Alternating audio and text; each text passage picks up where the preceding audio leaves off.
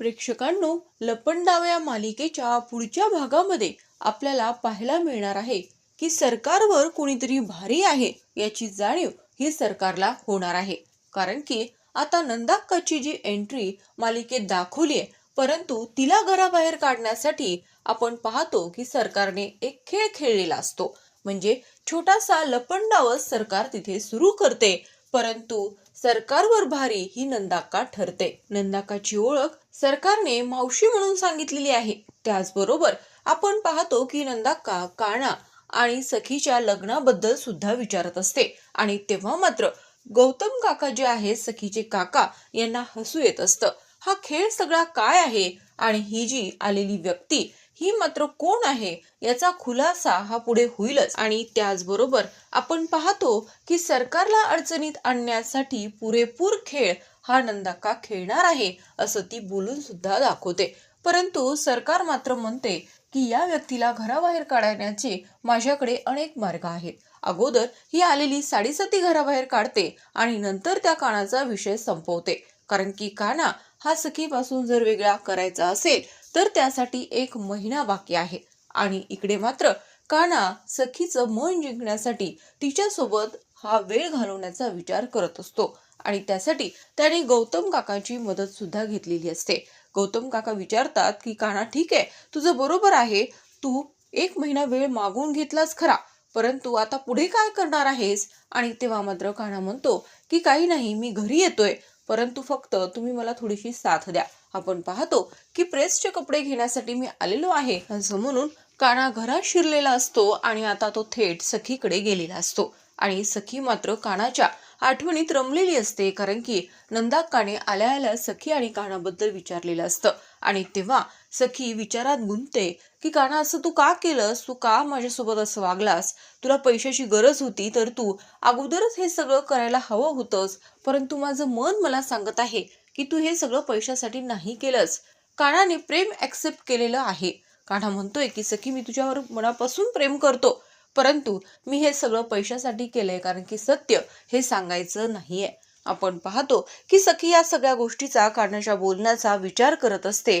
तिने मयूरपंख हा हातात घेतलेला असतो. हा मयूरपंख हा दोघांमधला एक दुवा म्हणलं तरी हरकत नाही आणि त्यामुळे सखी मनातल्या गोष्टी त्या मोरपंखाशीच ती सांगत असते. ती मनातलं सांगत असते की मला खूप वाईट वाटतंय की आज या रूम मध्ये मी एकटी आहे, दुःखी आहे, कारण की कधीही या रूम मध्ये जेव्हा मी येत असत तेव्हा मात्र कान्हा माझ्या सोबत असायचा. मी नाराज असले तर तो माझं ऐकून घेत होता, परंतु मनातल्या गोष्टी म्हणजे प्रेमाच्या भावना मी या मयूरपंखाला बोलून दाखवल्या, परंतु आता मात्र सगळंच काही संपलं आहे. तुझं अस्तित्व संपल्यासारखं मला वाटत आहे असं मात्र सखी त्या मयूरपंखाला बोलत असते. आणि तेवढ्यातच इकडे कान्हा येतो आणि इकडे मात्र सरकारने तिचे दागिने हे मात्र नंदाक्काच्या त्या गाठोड्यामध्ये तिने ठेवून दिलेले असतात. त्यानंतर स्वतःहून ती पोलिसांना फोन सुद्धा करते. आणि इकडे आपण पाहतो की कान्हा सखीला म्हणत असतो की का माझ्या आठवणींमध्ये रमलात का बेबी सरकार? आणि तेव्हा सखीला कळतं की कान्हा आलाय आणि तेव्हा सखी ओरडणार. तेवढ्यातच कान्हा म्हणतो की ज्या गोष्टी मला बोलायच्यात ना त्या बोलायच्या राहून जातील बरं का बेबी सरकार, मी इथे तुम्हाला बोलायला आलोय. सखीचे पुढचे शब्द तिथेच विरघळतात, कारण की तिला सुद्धा कानाला बोलायचं असतं. आपण पाहतो की सखी कितीतरी स्वतःला नाकारत असली तरी मनातलं प्रेम कानाबद्दलचं ती विसरू शकत नसते. आणि तेव्हा काना बोलू लागतो, म्हणतो मला माहित होतं की तुम्ही माझी आठवण काढत असाल आणि म्हणून मी तुम्हाला भेटायला आलो. मला माहिती आहे की मी अशा पद्धतीने तुमच्या घरात आलोय हे तुम्हाला आवडलं नाहीये, परंतु ज्या दिवशी हक्काने येईल ना त्या दिवशी माझ्यासोबत तुम्ही सुद्धा असाल. 1 महिना आहे आपल्याकडे, त्यामुळे तुम्ही असं मला निग्लेक्ट करू शकत नाहीत. आपल्या दोघांना 1 महिना तर वेळ घालवावाच लागणार, त्यासाठी मी काहीतरी ठरवण्यासाठी आलो आहे.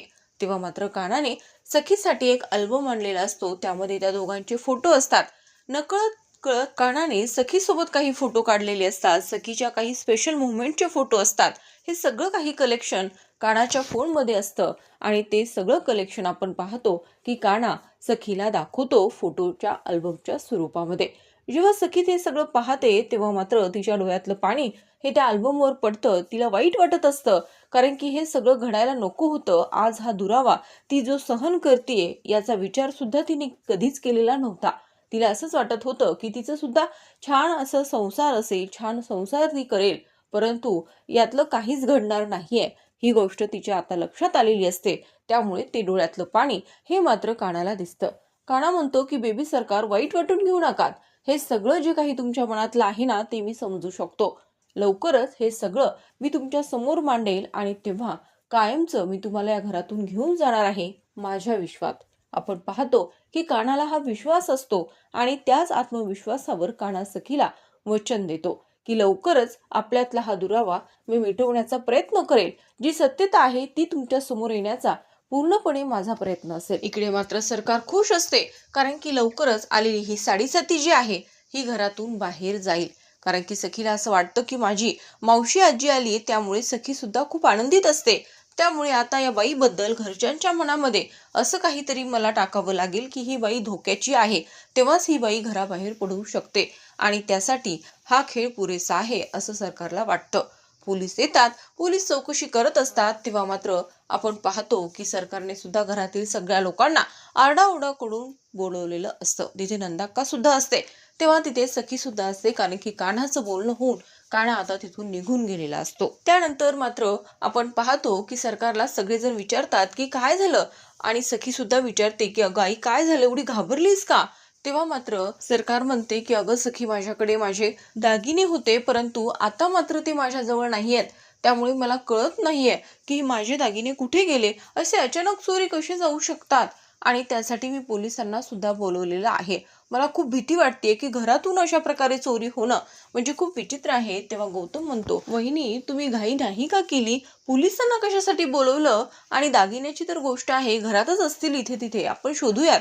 तेव्हा मात्र सरकार म्हणते की नाही, मी सगळीकडे शोधले आहेत आणि मला हे खूप रिस्की आणि भीती वाटतेय, आणि म्हणून मी पोलिसांना बोलवलेलं आहे.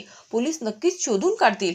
पोलीस आल्यानंतर मात्र ते सगळ्यांना प्रश्न करत असतात आणि तेव्हा ते सरकारला सुद्धा प्रश्न करतात. आणि तेव्हा मात्र आपण पाहतो की ते सांगत असतात की आता या घरामध्ये नवीन कोणी आलेलं आहे का, म्हणजे बाहेरची व्यक्ती कोणी आली आहे का, असं कसं घडू शकतं, सगळेजण घरात असताना दागिने गायब कसे होऊ शकतात. तेव्हा मात्र सरकार म्हणते की हो, ही व्यक्ती आलेली आहे माझी मावशी, असं म्हणत ती तिच्याकडे हात दाखवते. आता मात्र नंदाकाला पूर्ण खात्री ही या बाईची पटलेली असते, म्हणजे सरकार ही आहे, ही कुठपर्यंत मजल मारू शकते, मला घराबाहेर काढण्यासाठी ही कोणतं षडयंत्र करू शकते हे मला चांगलंच माहिती आहे. आणि त्या अगोदरच तिने आपला डाव साधलेला असतो. तिने ते दागिने तिच्या गाठोड्यातून काढून हे सरकारच्या रूम मध्ये ठेवलेले असतात. आणि त्यानंतर आपण पाहतो की पोलीस म्हणतात ठीक आहे, मग ह्या जर नवीन आलेल्या असतील तर यांच्या रूमची झडती घ्यावी लागेल. आणि त्यानंतर मात्र सखी म्हणत असते की नाही, या मावशी आहे, ते असं करणार नाहीत. तेव्हा मात्र सरकार म्हणते की नाही, हो बरोबर आहे, मावशी नाही करणार, परंतु पोलिसांनी दागिने तर शोधायला पाहिजेतच. आणि तेव्हा चला मी तुम्हाला दाखवते की मावशी कुठे राहते, असं म्हणत सरकार स्वतःहूनच त्या पोलिसांना रूममध्ये घेऊन जाते. त्यानंतर ती डायरेक्ट त्या गाठोड्याजवळ जाते आणि म्हणते की हे एवढं सामान आहे तिचं, यामध्येच असतील तर पहा, असं म्हणत आपण पाहतो की ते पोलीस सुद्धा ते गाठोडं चेक करत असतात, परंतु त्यामध्ये काहीच नसतं. त्यानंतर स्वतः सरकार ते गाठोडं पाहते, एक एक कपडा ती बाजूला करत असते की जेणेकरून मी इथेच ठेवले होते तर मग गेले कुठे. परंतु नंदाकाने जी संधी साधलेली असते ती मात्र आता सरकारला समजणार आहे. आणि त्यानंतर मात्र आपण पाहतो की ती मावशी म्हणते की अरे बापरे, म्हणजे तुम्ही माझ्यावर आरोप करताय, हे असं कसं होऊ शकतं, मी असं काहीही केलेलं नाहीये, मी चोरी कशाला करू, आता मला याच घरात राहायचंय, तर माझ्याच मुलीच्या घरात मी चोरी कशी करणार. बरोबर ना तेजुडी, अगं मला कसं वाटतंय, तुझा स्वभाव आहे इकडे तिकडे वस्तू तू ठेवून देतेस, तुझ्या लक्षात राहत नाही, आणि मला असं वाटतं की तुझ्याच रूममध्ये ते दागिने असतील. आपण पाहतो की पोलीस त्यानंतर तेजस्विनीच्या रूममध्ये जातात आणि तेव्हा ते सगळीकडे चेक करत असतात. आणि तेव्हा मात्र सरकारच्या रूम मधून सरकारचे दागिने हे मिळतात. सरकारच्या रूम मध्येच ते दागिने मिळालेले असतात. आणि त्याचबरोबर आपण पाहतो नंदाक्का रागाने सरकारकडे पाहत असते. त्यानंतर मात्र आपल्याला पाहायला मिळतं की आता पोलिसांना समजलंय की दागिने मिळालेत आणि तेही सरकारकडेच. आणि तेव्हा सरकार उडतं काहीतरी उत्तर देते की नाही, मला असं वाटलं की मी कपाटमध्ये ठेवले होते, त्यामुळे मी बाकीकडे जास्त काही शोधले नाही आणि मला वाटलं की ते चोरी गेले.